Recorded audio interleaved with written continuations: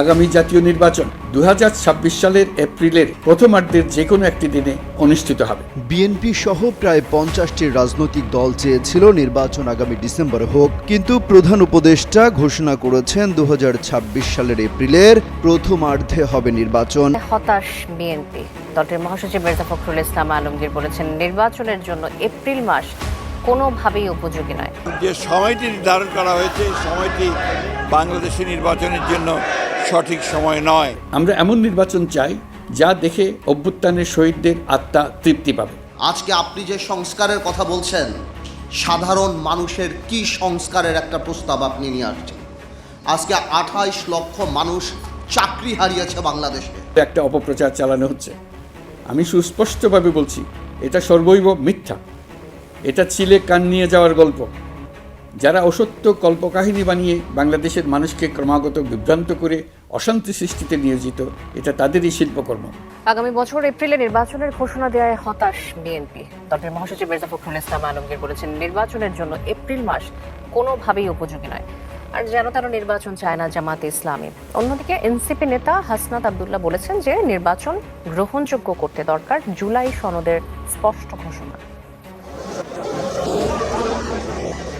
ঈদের নামাজের পর রাজধানীর শেরেবাংলা নগরে বিএনপির প্রতিষ্ঠাতা জিয়াউর রহমানের কবরে ফাতেহা পাঠ ও দোয়া মোনাজাতে অংশ নেয় বিএনপির নেতাকর্মীরা। এ সময় দলটির মহাসচিব মির্জা ফখরুল বলেন, জাতীয় নির্বাচনের জন্য এপ্রিল মাস কোনোভাবেই উপযোগী নয়। জানান, ডিসেম্বরের মধ্যে নির্বাচনের ঘোষণা না দেয়ায় হতাশ গোটা জাতি। প্রত্যাশা জনগণের পূরণ হয়নি এবং যে সময়টি নির্ধারণ করা হয়েছে এই সময়টি বাংলাদেশের নির্বাচনের জন্য সঠিক সময় নয়। আমরা মনে করি যে ডিসেম্বরেই নির্বাচন হওয়া সম্ভব এবং সেটাই জাতির জন্য সবচেয়ে উপযোগী হবে।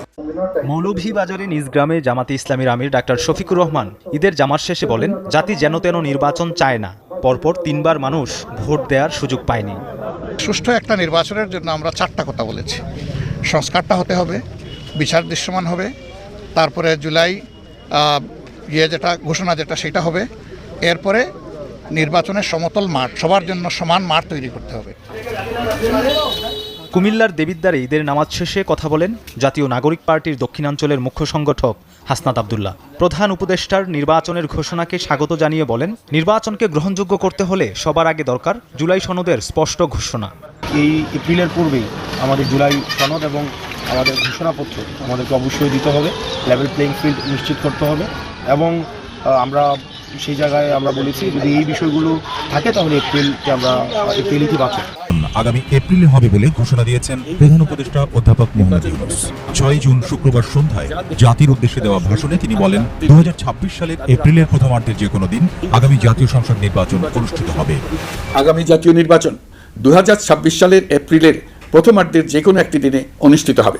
এই ঘোষণার ভিত্তিতে নির্বাচন কমিশন উপযুক্ত সময়ে আপনাদের কাছে নির্বাচনের বিস্তারিত রোডম্যাপ প্রদান করবে। আমরা এমন নির্বাচন চাই যা দেখে অভ্যুত্থানের শহীদদের আত্মা তৃপ্তি পাবে, তাদের আত্মা শান্তি পাবে।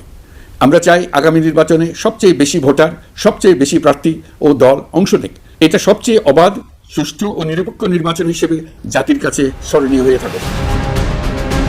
ঈদের আগের সন্ধ্যায় এই ঘোষণার সঙ্গে সঙ্গে বিষয়টি উঠে আসে পত্রিকার, অনলাইন, টেলিভিশন সহ প্রায় সকল গণমাধ্যমে।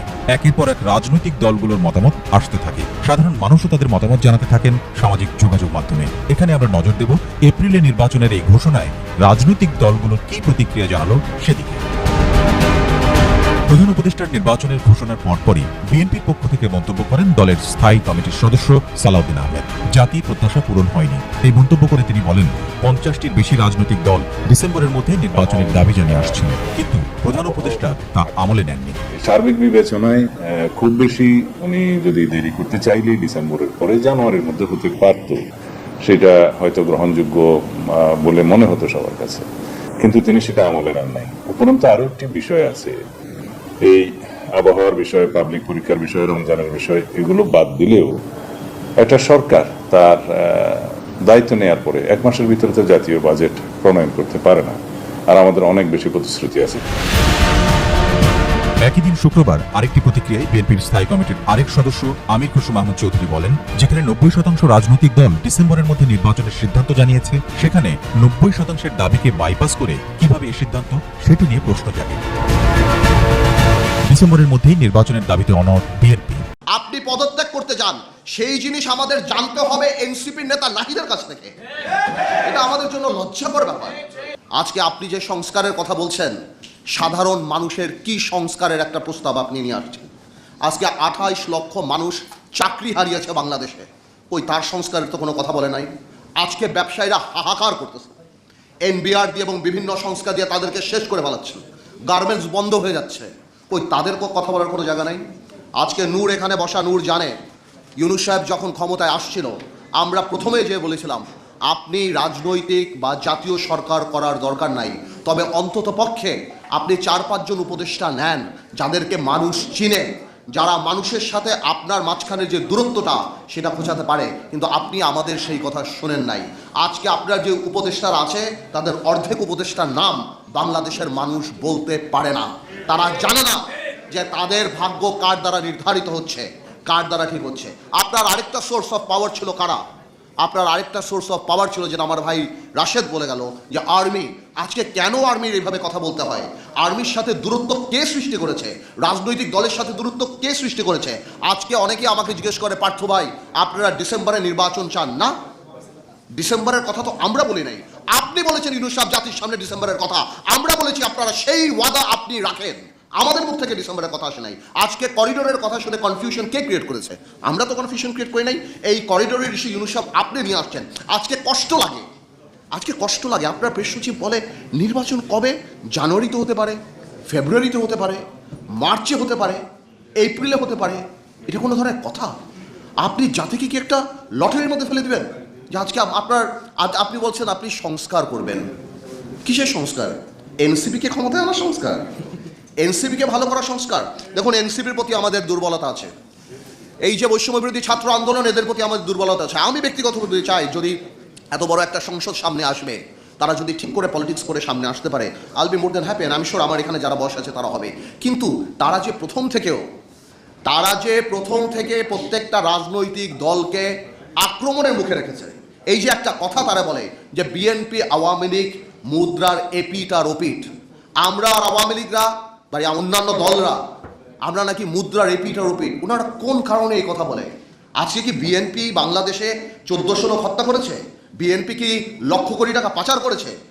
বিএনপি কি 3টা জাতীয় সংসদ নির্বাচন, দিনের নির্বাচন রাতে করেছে? মাথায় রাখতে হবে, আওয়ামী লীগ কোনো রাজনৈতিক দল না। Awami League is a criminal enterprise. BNP আর আমরা রাজনৈতিক দল।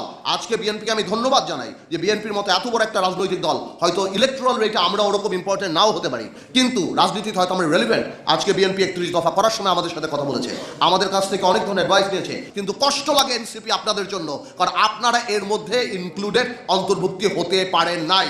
আপনাদের দম্ভ, আপনাদের অহংকারের জন্য।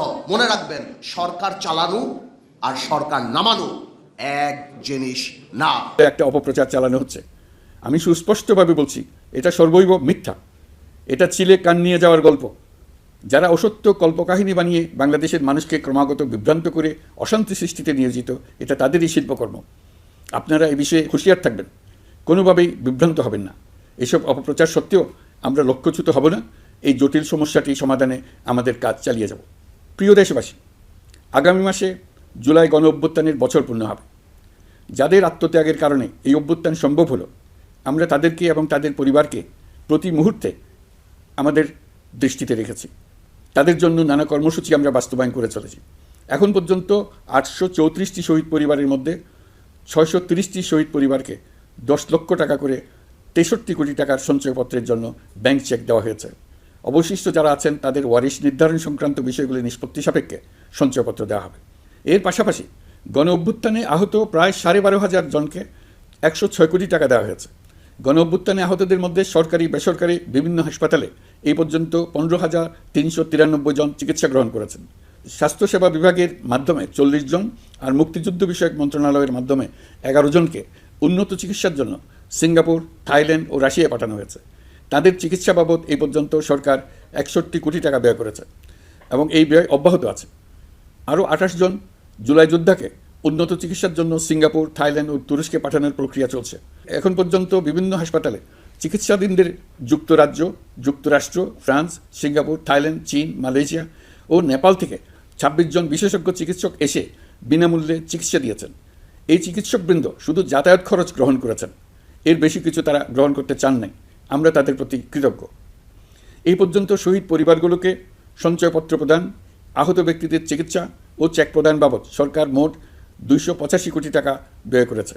প্রিয় দেশবাসী, আমি শুরু থেকেই বলেছি, পতিত স্বৈরাচার বাংলাদেশকে যেভাবে ধ্বংসস্তূপ বানিয়েছে, সেখান থেকে নতুন করে যাত্রা শুরু করতে হলে ন্যূনতম 3টি আবশ্যিক কাজ সম্পন্ন করতে হবে। প্রথমত, বিচার ও জবাবদিহিতা প্রতিষ্ঠার উদ্যোগ দৃশ্যমান করে তোলা। দ্বিতীয়ত, রাষ্ট্রের গণতান্ত্রিক পুনর্গঠন ও প্রাতিষ্ঠানিক কাঠামোর সংস্কার সাধনে প্রয়োজনীয় ঐক্যমত ও পথনকশা তৈরি করা। তৃতীয়ত, একটি অবাধ, সুষ্ঠু ও শান্তিপূর্ণ নির্বাচন আয়োজন করে ক্ষমতা হস্তান্তরের গণতান্ত্রিক প্রক্রিয়া সম্পন্ন করা। এই লক্ষ্যে ধ্বংসপ্রাপ্ত নির্বাচন ব্যবস্থাকে স্থায়ীভাবে সংস্কার করা। এই 3টি ম্যান্ডেট হচ্ছে দেশবাসীর সাথে আমাদের চুক্তি।